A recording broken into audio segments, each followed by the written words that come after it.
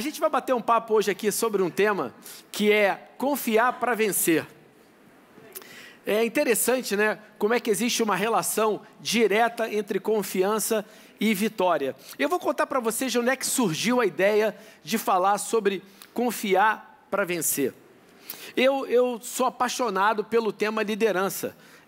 Inclusive, é sobre isso que eu dou aula aqui na Atos já.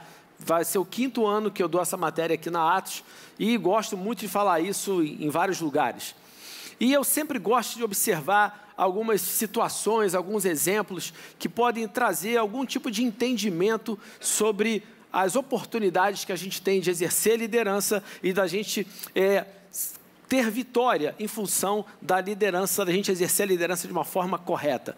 E aí um belo dia eu estava lendo a Bíblia e eu me deparei lá com a situação do povo de Israel no Egito, até bati um papo com isso com o Bené, conversei com isso com o pastor Maurício também, porque é o seguinte, eu fiquei olhando aquela situação do povo de Israel passar mais 40 anos lá no deserto e falei, quem é o culpado desse negócio? Cheguei à seguinte conclusão, o culpado disso foi Moisés. O culpado foi Moisés. E foi engraçado quando eu falei para minha mulher, eu falei assim, meu amor, porque Moisés, eu gosto tanto dele, me identifico tanto com ele. Eu falei, mas você pode se identificar com ele, mas que ele foi o culpado, ele foi o culpado. O fato de a gente gostar de uma pessoa não significa que a gente vai amenizar o fato dela ter dado mole. E por que eu estou falando que ele foi o culpado? Porque Deus disse para ele que ia usar ele para tirar o povo de Israel do Egito e levar ele para a terra de Canaã. E a gente sabe que essa distância não era uma distância que levava 40 anos para ser percorrida. Todo aquele tempo demorou em função dos acontecimentos e principalmente o fato de quando eles chegaram próximo à terra de Canaã, ele mandou lá os 12 espias que voltaram com relatórios diferentes. 10 caras voltaram dizendo, cara, não dá, o lugar é maneiro, bacana, tem tudo de bom, mas ó, tem uns caras lá muito grandes, vai ser muito difícil, a gente não vai conseguir, nós somos gafanhotos perto deles. E tinha outros 2 caras que estavam falando, não, cara, vamos lá, a terra é muito boa e a gente vai entrar e o Senhor vai dar vitória para a gente. Os caras, se a gente for lá, eles não são nada para nós. E o interessante é que esses 2 caras que deram esse relato, um era Josué, que era um cara que estava colado com ele desde garoto. Era como se fosse ali o assessor dele desde garoto. Ou seja, se ele andava colado com ele, ele sabia da intimidade que Moisés tinha com Deus, ele sabia do que Deus estava falando ali para Moisés, e Caleb era um cara que recebia aquilo ali, e era um cara cheio de gás, aquele cara assim, marrentinho, vambora, eu vou pegar, vamos entrar. O Caleb era exatamente aquele cara cheio de energia, que queria tomar posse. Quando chega naquela situação, o que Moisés faz? Em vez de dar ouvido aos 2 que deram um relato positivo, ele deu ouvido aos 10 que deram um relato negativo, influenciando assim todo mundo que pressionaram, que dessa forma começaram a pressionar Moisés, e ele se viu obrigado a atender a voz do povo. Mas o pior de tudo não era a opinião dos 2, foi que Deus disse para ele que ia dar para ele aquela terra. E ele, ao invés de agir baseado na direção de Deus, resolveu atender e se deixar levar pelo medo do povo, pelo temor que eles ficaram em função dos relatos que eles receberam daqueles 10 frouxos, medrosos, né, que deram aquele relato ali. E eu fiquei pensando, aí uma pessoa falou para mim, mas pastor, mas Moisés não podia contrariar o povo, que aí não ia ser democrático, mas desde quando as coisas de Deus são democráticas, né, são teocráticas. Aí o outro falou assim para mim, mas pastor, e o que você acha que tinha que ter feito? Eu falei, cara, eu acho que Moisés tinha que ter falado o seguinte, olha só, quem quiser vir comigo, vem. Quem não quiser vir comigo, fica aí no deserto. Aí me respondeu assim, mas pastor, Deus fez aquilo porque o povo não estava preparado para tomar posse da terra prometida. Então eles precisavam ser doutrinados, precisavam passar passar aquele tempo no deserto para poder então tomar posse. Falei, cara, olha só, Deus prometeu, Deus disse que era para tomar posse. E se fosse só Josué e Caleb que metessem o pé e entrasse ali, Deus ia dar a vitória, sabe por quê? Porque Deus ia ser fiel àqueles que confiaram na palavra que Ele deu. Ele não ia ser fiel àqueles caras que ficaram lá dizendo que não ia dar nada certo, amém, gente? a gente tem que entender que Deus ele é fiel a todo aquele que confia no que Ele está dizendo e age em uma maneira que seja totalmente de acordo com aquilo que a palavra dele diz que a pessoa tem que fazer. O problema é que o cara acha assim, não, mas as circunstâncias, as CNTPs, as condições normais de temperatura e pressão naquele momento não eram adequadas para aquilo. Para Deus isso não existe. O fato, gente, é que existe uma relação direta entre confiança e vitória.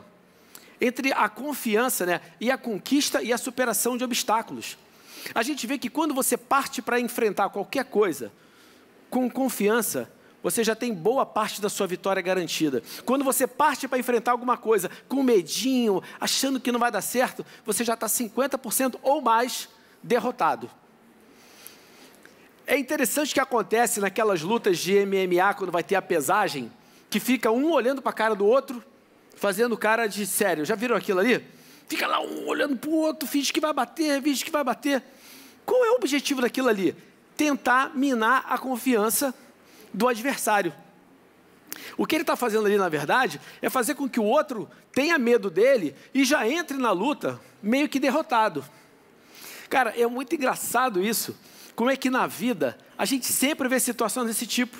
Sabe, a confiança ela tem tanta relação com a vitória que esses embates pessoais, embates entre empresas e organizações, sempre tem um lado tentando minar a confiança do outro. Sempre tem isso. Da mesma forma que você internamente está sempre tentando levantar a confiança e o ânimo daqueles que estão do teu lado. Não é assim que funciona? É por isso que a gente vê tanta palestra motivacional. O que a pessoa quer fazer com a palestra motivacional? Tenta levantar a tua confiança para que você se sinta preparado para enfrentar os desafios que estão vindo ali na sua vida. Então a gente tem que ver que dentro dessa nossa vida, sempre a gente vai ter Deus dando palavras sobre a nossa vida, que tentam nos mostrar, cara, você é meu filho, você é amado, eu estou contigo, eu já te garanti a vitória, vai que é tua. E o inimigo fala assim, não, meu irmão, já era, você perdeu, você não é nada, você não é ninguém. É tão importante a gente ter esse entendimento da nossa identidade em Cristo Jesus, de saber quem nós somos e sabermos quem Ele é, exatamente para que a gente, todas as vezes, que escutar qualquer tipo de afirmação, que tenta te dizer que nós não podemos, a gente pode devolver assim, eu posso sim. Não apenas pelo que eu fiz, mas por quem eu sou, em função do que Cristo fez por mim. Essa é a nossa posição. O que o inimigo tenta fazer com a gente, frente às situações difíceis da nossa vida, é o que a gente chama de embuste. Alguém aqui já ouviu falar em embuste? Né? O embuste é o seguinte, gente, é uma espécie de mentira ou tentativa de enganar uma pessoa que é planejada de uma maneira astuciosa. Esse tipo de atitude é realizada com o intuito de prejudicar ou enganar alguém, fazendo essa acreditar que um determinado acontecimento que é falso, na verdade, é real. Então, tudo aquilo que você escuta o inimigo ficar falando pela sua vida, que você já perdeu, que você é um derrotado, que você está falido, que você não tem mais jeito, isso é o embuste. Isso, na verdade, é tudo mentira. Porque, na verdade, você é mais do que vencedor, você é vitorioso, você é próspero, você é abençoado, você é curado, você é o que a Bíblia diz que você pode o que a Bíblia diz que você pode, e você tem aquilo que a Bíblia diz que você tem, e não aquilo que o inimigo fica tentando colocar como embuste na sua vida. Eu vou te falar, não sei se vocês já viveram isso, mas é curioso, quando a gente passa por certas dificuldades, o que o inimigo mais tenta fazer com a gente é tirar a nossa confiança. É falar o seguinte para a gente, acabou. Você jogou fora as oportunidades da sua vida. Você pegou tudo aquilo que Deus te deu e você tacou no lixo. E na verdade o nosso Deus é um Deus que fala assim, cara, eu te amo. Se o inimigo tirou de você isso aqui, ele vai ter que te devolver 7 vezes mais do que aquilo que ele te tomou. E é assim que a gente tem que se posicionar. Sabe, essa palavra embuste, ela é curiosa, porque o que ela quer fazer na verdade é causar atraso ou prejudicar a vida de outras pessoas, causando desequilíbrio na harmonia na vida delas. Foi isso que aqueles 10 caras fizeram lá no deserto. Aquele embuste atrasou que o povo de Israel desfrutasse de uma bênção que já estava na mãozinha deles ali. E, na verdade, impediu que outros sequer tivessem acesso a elas. Essa palavra embuste, ela dá origem a uma palavra chamada embusteiro. Cara, no quartel a gente tinha um monte de embusteiro. O que é o embusteiro? É o cara que tenta ser aquilo que ele não é. É o cara que quer dizer que ele é cheio de capacidades, totalmente operacional, ele diz que tem curso que ele não tem, ele diz que faz o que não pode. Ele é, na verdade, um grande mentiroso. E é isso que o inimigo é nas nossas vidas. Ele ruge como um leão, mas ele é um rato. É verdade, ele ruge como um leão, mas ele é um rato. Ele diz que pode, mas ele não pode nada. E é nessa situação que quando você se vê como numa pesagem, cara a cara ali com ele, que ele fica olhando de cara feia para você, você não tem que olhar de cara feia para ele não, tu tem que cair na gargalhada. Que maneiro esse cara aqui, que está achando que pode contra mim. Ele está pensando que eu vou cair no embuste dele, de ficar brigando com quem já está derrotado. Eu vou ficar chutando o cachorro morto, que está tentando tirar a minha atenção, para que eu, em vez de estar desfrutando daquilo que eu tenho direito, daquilo que já é a minha herança, que já foi conquistada, eu fico ali em briguinha com quem já foi derrotado. Vocês estão entendendo o que eu quero dizer para vocês? Essa situação, esse aspecto da confiança, tem muito a ver com você entender o seguinte: cara, realmente eu posso viver uma vida boa, eu posso viver uma vida vitoriosa, eu posso me posicionar de uma maneira vitoriosa frente àquilo que se apresenta para mim como se fosse uma derrota na minha vida. Quando a gente ouve essas afirmações de inimigos, né, que ficam aqui se apresentando como mais poderosos que nós, quando circunstâncias e barreiras se apresentam para a gente como intransponíveis, a gente está vivendo a apresentação de um embuste, ou a manifestação de embusteiros na nossa vida, que muitas vezes são instrumentos de Satanás para querer te paralisar. É aquele cara que vem: meu irmão, eu quero te dar um conselho muito sábio, vindo dos quintos dos infernos, lá do subsolo, do capeta, disfarçado de sabedoria. E é nessa hora que você tem que falar: meu irmão, olha só, amém. Eu sei quem eu tenho crido, e quando eu quero qualquer tipo de direção na minha vida, eu sei quem eu busco. Eu vou buscar a direção do Espírito Santo de Deus, porque eu sou filho, e aqueles que verdadeiramente são filhos são guiados pelo Espírito. Eu não preciso que ninguém fique me dizendo o que eu devo, o que eu não devo fazer, quando eu tenho ligação direta com o Pai, que vai me dar orientação e capacitação para viver aquilo que Ele tem para mim. Olha, Marcos 11, de 23 a 24, fala o seguinte: eu afirmo a vocês que isso é verdade. Vocês poderão dizer a esse monte: levantem-se e joguem-se no mar. Se não duvidarem no seu coração, mas crerem que vai acontecer o que disseram, então isso será feito. Por isso eu afirmo a vocês: quando vocês orarem e pedirem alguma coisa, creiam que já a receberam e assim tudo lhes será dado. Foi isso que Jesus falou. Olha só, parte para cima na confiança que aquilo que tu está abrindo a tua boca e determinando que vai acontecer, já aconteceu. E eu garanto para vocês que isso vai dar certo, que vai acontecer. Não entra numa assim: será que vai? Será que não vai? Ai meu Deus, será que Deus está me ouvindo? Não, cara, parte para dentro. A verdade é que nós fomos chamados a sermos um povo decidido e ousado, e não um povo medroso. Quando a gente fala de confiança, gente, confiança é o sentimento de segurança ou a firme convicção, ou seja, a fé que alguém tem em relação a outra pessoa ou a algo. A tradução, existe uma Bíblia chamada Bíblia Judaica Completa, que é uma tradução messiânica do Velho e do Novo Testamento, que eles substituem o termo fé pela palavra confiança. Eles não usam o termo fé, eles falam da confiança em Jesus, da confiança nas promessas. Então, quando você fala que você confia, significa que você tem fé, significa que você crê que aquilo ali vai acontecer sobre a sua vida. Então, quando eu digo que eu confio em Deus, eu estou falando assim: eu creio que aquilo que Deus falou que vai fazer, Ele vai fazer. Eu acredito que aquilo que Ele diz que Ele me deu, eu realmente tenho. Quando eu digo que eu tenho fé, eu digo que eu confio que o sacrifício de Jesus naquela cruz, ele foi suficiente para que eu seja feito filho de Deus, para que meus pecados fossem perdoados, para que toda maldição fosse levada, para que toda pobreza, que toda falência, que tudo aquilo que estaria me prendendo numa vida derrotada, foi aniquilado naquela cruz. Essa é a verdade. A confiança também se trata da presunção de você mesmo, de si próprio, e de uma característica que permite enfrentar e superar coisas ou situações naturalmente difíceis. É você ter uma confiança que você pode partir para dentro daquelas coisas. Uma confiança. Então você tem uma confiança que é em Deus e uma confiança em você, porque eu sei quem Ele é e eu sei também quem eu sou. Uma pessoa confiante, uma pessoa que ela normalmente consegue superar coisas que outros simplesmente se entregariam. Confiança, ela tem um monte de traduções. É um sentimento de quem confia ou acredita na sinceridade de alguém. É a crença no caráter ou na lealdade de outra pessoa. Então a gente tem que crer no caráter, na lealdade de Deus. É a crença em si mesmo, nas suas próprias qualidades. Uma disposição em ver tudo pelo lado bom. É ter esperança. É demonstração de familiaridade, de informalidade, de intimidade. Assim, cara, eu confio em Deus a um ponto que eu tenho com Ele relacionamento, intimidade. Eu trato Ele de pai, cara. Não trato Ele de, ó Deus que estás no trono, assentado com anjos. Eu trato Ele de pai. E o que o inimigo tenta fazer ao roubar a nossa confiança é fazer com que a gente comece a não acreditar nas pessoas, não acreditar em Deus, perder a esperança, ver tudo pelo lado ruim, até chegar ao ponto de perder a nossa intimidade, o nosso relacionamento e a nossa informalidade com o Pai.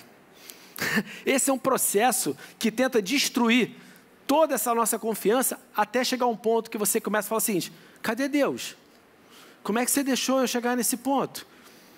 Cadê você? Mas se você se mantém nessa confiança, logo lá em cima, que acredita nele e que acredita em quem você é, quando você tem esse entendimento dessa sua identidade, da identidade de Deus, tudo que o inimigo fizer contra você vai bater na parede e vai voltar contra ele mesmo. Não tenha dúvida disso. A confiança, ela fala de crédito, de intimidade, de atrevimento, gente. Atrevimento. Fala de esperança, fala de familiaridade. A Bíblia, ela está recheada de exemplos, de acontecimentos, onde a vitória foi uma consequência da confiança na direção de Deus. Mas também está cheia de derrotas também, que foram consequências de não confiar em Deus. Primeiro exemplo, logo na Bíblia, no Gênesis, Adão e Eva, ao invés de confiarem naquilo que Deus falou, confiaram no que a serpente falou. Se deram mal. Você tem situações onde você vê outros que confiaram plenamente no que Deus dizia e foram vitoriosos. 1 Reis 18, a gente vê uma situação muito curiosa. Eu quis deixar esse exemplo aqui porque ele mostra uma esquizofrenia espiritual nesse momento. A gente vê a situação onde Elias enfrentou ali os profetas de Baal. Os caras falavam que eram todos poderosos. Ele falou assim, faz o seguinte, vamos pegar aqui, vamos botar um animal para o sacrifício, corta no meio, vocês botam ele aí no altar de vocês, clama aí por fogo vindo do Deus de vocês. E o seguinte, aquele que vier o fogo, o Deus é verdadeiro. E não vinha nada, faz o seguinte, bota agora aqui 12 pedras, bota o animal aqui, bota a lenha, joga água. Jogou água, joga de novo. Jogou, joga de novo. E quando ele orou, veio o fogo do céu, consumiu o holocausto, consumiu pedra, abriu um buraco, ela parecia que tinha sido uma bomba atômica, tinha caído naquele lugar. E ali todo mundo ficou aterrorizado e eles mataram aqueles profetas de Baal à espada. E ali houve então o povo ficou assustado, viu uma manifestação do poder de Deus, até que isso chegou ao rei e chegou no ouvido lá da Jezabel que tinham matado os profetas de Baal. O que aconteceu? O profeta Elias sai correndo de medo da mulher. Ele enfrentou, ele viu o poder de Deus se manifestar de uma maneira estupenda, e dali a pouco, quando viu uma mulher ameaçando ele sai correndo. E é engraçado que foi um medo, que ela fala o seguinte, 1 Reis 19, 3, 4, mostra a oração dele. Elias ficou com medo e para salvar a sua vida, fugiu com o seu ajudante para a cidade de Berseba, que ficava na região de Judá. Deixou ali o seu ajudante e foi para o deserto, andando o dia inteiro. Aí parou, sentou-se na sombra de uma árvore e teve vontade de morrer.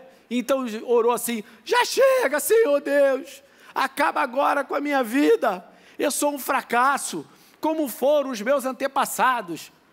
O cara acabou de ver a manifestação do poder de Deus e dali a pouco vem e começa a dizer, eu sou um fracasso. Gente, quero falar uma coisa para vocês. Quantos aqui já viveram situações de vitória, que viram Deus se manifestar de uma forma poderosa, e depois, de uma situação difícil, assim, ah, meu Deus, cadê Deus? Como é que pode? Ah, meu Deus, ai, ai, ai. Cara, eu vou contar uma coisa para vocês de mim. Uma vez eu cheguei em casa, dificilmente eu tenho situação de perder meu sono por qualquer problema, mas já aconteceu. Mas teve uma situação específica que eu cheguei em casa, deitei na minha cama e os meus problemas começaram a vir na minha cabeça. Mas foi imediatamente, veio no meu coração, veio no meu coração e nos meus lábios, e eu falei assim, eu quero trazer à memória aquilo que me dá esperança.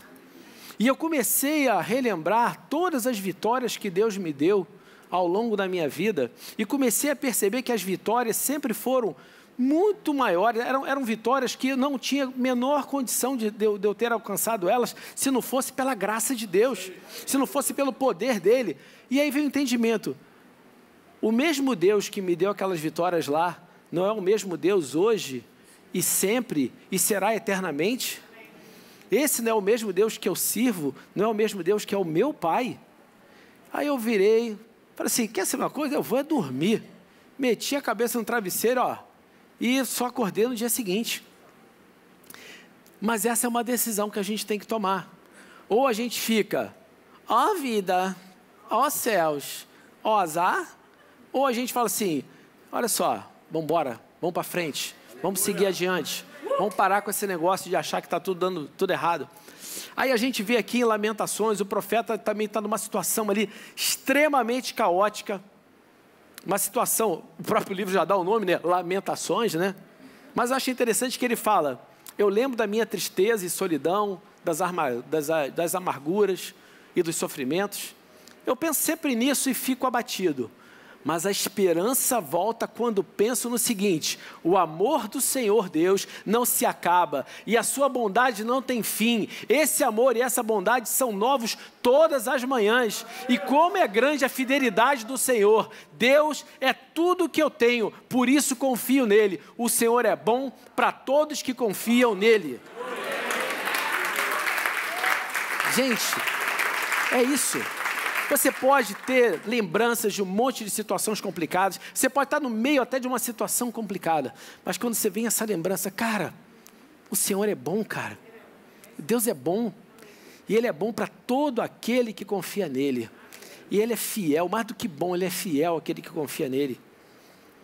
E eu te pergunto nessa noite, a quem você tem dado ouvidos? Em quais palavras você tem confiado? Quem é que tem sido aquele que tem guiado as decisões da sua vida, que tem trazido palavras que têm influenciado no seu ânimo? Essa é uma decisão, é uma pergunta que você tem que fazer. Será que eu realmente estou escutando a voz correta? Será que eu estou dando ouvido a quem eu tenho que dar verdadeiramente? O Salmo 125:1 diz o seguinte, aqueles que confiam em Deus, o Senhor, são como o monte Sião, que não pode ser abalado, mas continua sempre firme. Como as montanhas estão em volta de Jerusalém, assim o Senhor estará ao redor do seu povo, agora e sempre. Cara, você tem Deus te cercando como se fosse um monte, como se fosse montes te protegendo. Você tem literalmente o maior poder do universo te abraçando, te cuidando e te guardando. A direção de Deus, muitas vezes, ela parecerá loucura e até mesmo imprudência, mas ela é a única que conduzirá você à verdadeira vitória. Quero te falar isso hoje. Se você tem recebido de Deus, às vezes, uma direção que você está aqui sentado pensando, cara, mas isso que estou escutando aqui no meu espírito é loucura, isso é imprudência. Eu largar uma coisa que está certa, eu abrir mão de alguma coisa que parece estar maravilhosa, mas quando você faz isso, eu quero te dizer que a direção de Deus é a única que vai te dar uma vitória verdadeira, porque às vezes você até pensa que venceu, você até pensa que você alcançou o lugar de vitória, mas aquilo é um engano. aquilo ali é só uma sombra do que você poderia estar vivendo se você tivesse vivido a plenitude do chamado de Deus para a tua vida. A verdadeira vitória você só vai viver quando você segue a direção de Deus. Hebreus 13:6 diz: portanto, sejamos corajosos e afirmemos: o Senhor é quem me ajuda e eu não tenho medo. Que mal pode alguém me fazer? Esse é um chamado a vocês serem corajosos para viverem plenamente aquilo que Deus tem para você. Nada vai impedir que isso se cumpra. Quando a gente segue a direção de Deus, Ele se apresenta inclusive como um patrocinador da nossa jornada. Sabe, eu e o pastor Bené, a gente estava conversando ali no gabinete, falando sobre isso aqui hoje, e deu até o exemplo de Filipe, que estava lá em Samaria. Ele era o pastor da igreja em Samaria, estava tudo correndo muito bem, e Deus falou para ele: cara, sai daí, vai embora. E de repente ele saiu dali, e ele estava no meio do deserto, quando ele encontrou ali o eunuco, tentando entender ali o livro que ele estava lendo da palavra de Deus, e ele ali foi, esclareceu o que era, batizou ele, e depois teve uma experiência Star Trek, ele foi teletransportado, né, de onde ele estava para um outro local. Ele viu o poder de Deus se manifestando no momento em que ele foi obediente. Ele fez algo que de repente na cabeça das pessoas poderia ser uma loucura, que era abandonar uma igreja estruturada, montada, onde estava tudo bem, e partir para o deserto para pregar no meio do deserto. Mas ele estava cumprindo o chamado, e Deus ali se transformou num patrocinador daquela jornada dele. E Deus vai patrocinar a sua jornada no momento que você pegar o caminho que Deus está te dizendo. Deuteronômio 31:8 fala o seguinte. Aqui tem uma situação curiosa, que foi quando Moisés estava falando com Josué, estava passando para Josué o comando do povo de Israel, e Moisés falou para Josué: o Senhor Deus irá na sua frente, Ele mesmo estará com você e não o deixará, não o abandonará, não se assuste, nem tenha medo. É assim que Deus te patrocina no teu caminho. Quando você segue na direção daquilo que Ele mandou você tomar posse, Ele está dizendo: eu vou na tua frente, eu vou preparar o caminho para você, eu vou abrir as portas que precisam ser abertas, eu vou abrir as estradas que precisam ser abertas, eu vou abrir rios no deserto para você, eu vou te colocar aonde você tem direito de chegar no momento que você segue a minha direção.